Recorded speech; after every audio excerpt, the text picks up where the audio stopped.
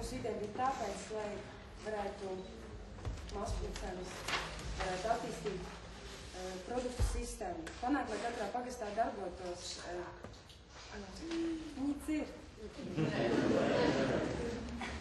panākt, lai katrā pagastā darbotos mazpulki.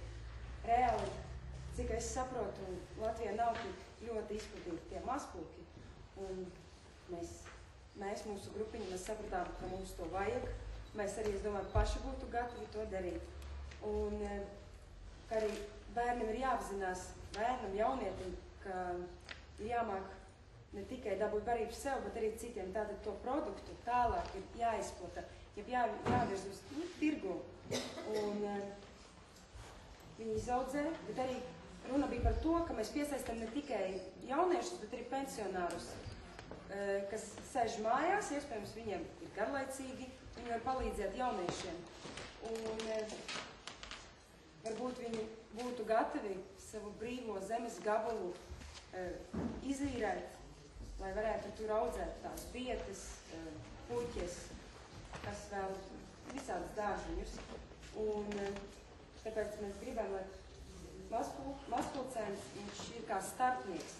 Viņš savāc produktu, bet bija arī jautājumi par to, kur produktus varētu to savākt. Tādi kā savākšanas punkti, kurā tu vari atnest savu produktu, un tev par to, protams, samaksā, tu gūsti peļņu. Un galvenais bija tendēts uz to, ka mazpulcēns ir starpnieks.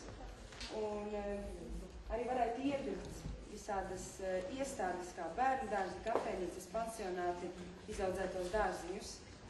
Bet, protams, kādā mēs tiksim galā bez kaut kādas palīdzības, šajā gadījumā bez pašvaldību palīdzības. Tā noteikti ir vajadzīga pašvaldību palīdzība.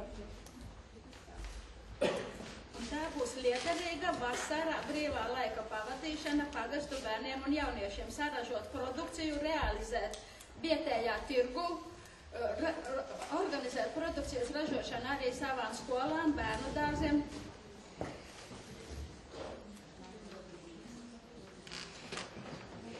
Un tā būs bērnu un jauniešu apziņa, ka viņi ir vajadzīgi savai dzimtajai zemē Latvijai. Būs darbs, būs nodarbinātība, būs rezultāts.